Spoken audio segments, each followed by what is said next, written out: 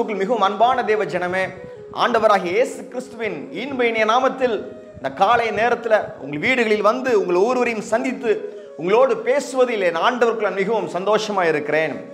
இயேசுவை என்னோடு பேசுமேன்கிற இந்த தியான நிகழ்ச்சிக்கு உங்களை வாழ்த்தி வரவேற்கிறேன். நம்ம ஆண்டவருடைய நல்ல வசனத்தை பார்ப்போம் வாருங்கள். லூக்கா 7:10. அனுப்பப்பட்டவர்கள் வீட்டுக்கு திரும்பி வந்தபோது வியாதியாய் கிடந்த வேலைக்காரன் சுகமடைந்திருக்கதை கண்டார்கள். ஒரு 100க்கு அதிபதி, அவர் பெயர் குறிப்பிடப்படவில்லை, அவருடைய வேலைக்காரன் சுகவீனமாய் வீட்டில் படுத்து கொண்டு இருக்கிறான்.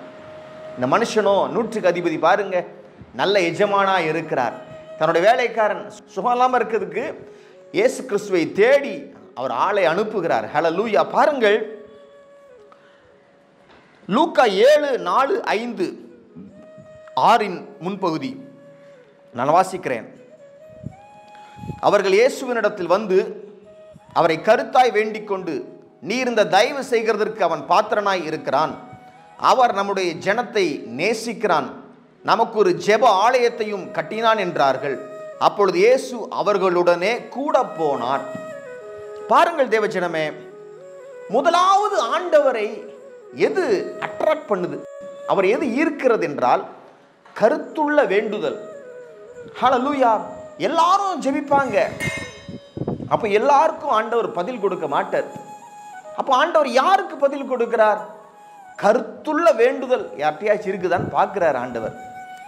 இங்க யூதருடைய மூப்பர்கள் வந்து ஆண்டவர்கிட்ட அந்த 100க்கு அதிபதியின் வேலைக்காரனுக்காக மன்றாடுகிறார்கள். அவங்க சொல்றாங்க, அவன் அந்த 100க்கு அதிபதி நம் ஜனத்தை, யூத ஜனத்தை நேசிக்கிறான். அன்பு காணப்பட்டது. ஹல்லேலூயா.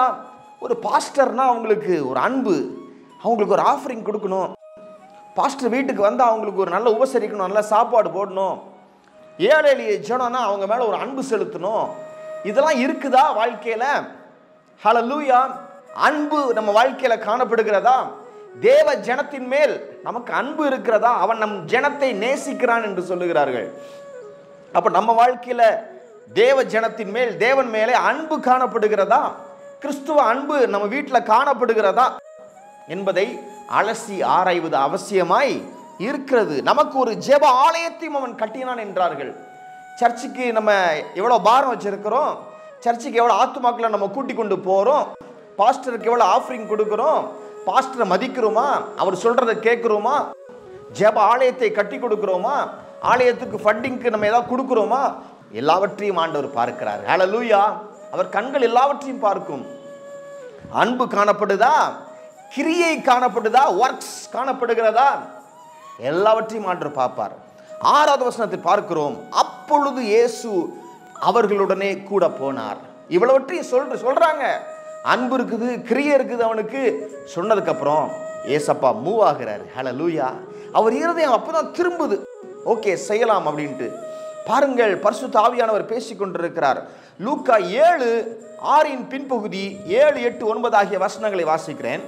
வீட்டுக்கு சமீபமான போது 100க்கு அதிபதி தன் சிநேகிதரை நோக்கி, நீங்கள் அவரிடத்தில் போய், ஆண்டவரே, நீர் வருத்தப்பட வேண்டாம், நீர் என் வீட்டு வாசலுக்குள் பிரவேசிக்க நான் பாத்திரன் அல்ல, நான் உம்மிடத்தில் வரவும் என்னை பாத்திரனாக எண்ணவில்லை, ஒரு வார்த்தை மாத்திரம் சொல்லும், அப்பொழுது என் வேலைக்காரன் சுஸ்தமாவான். நான் அதிகாரத்துக்கு கீழ்ப்பட்டவனாக இருந்தும் எனக்கு கீழ்ப்பட்டிருக்கிற சேவகர் உண்டு. நான் ஒருவனை போ என்றால் போகிறான், மற்றொருவனை வா என்றால் வருகிறான், என் வேலைக்காரனை இதை செய் என்றால் செய்கிறான் என்று நான் சொன்னதாக சொல்லுங்கள் என்று அவர்களை அனுப்பினான். இயேசு இவைகளை கேட்டு அவனை குறித்து ஆச்சரியப்பட்டு திரும்பி தன் பின் செல்லுகிற திரளான ஜனங்களை நோக்கி, இஸ்ரவேலருக்குள் நான் இப்படிப்பட்ட விசுவாசத்தை காணவில்லை என்று உங்களுக்கு சொல்லுகிறேன் என்றார்.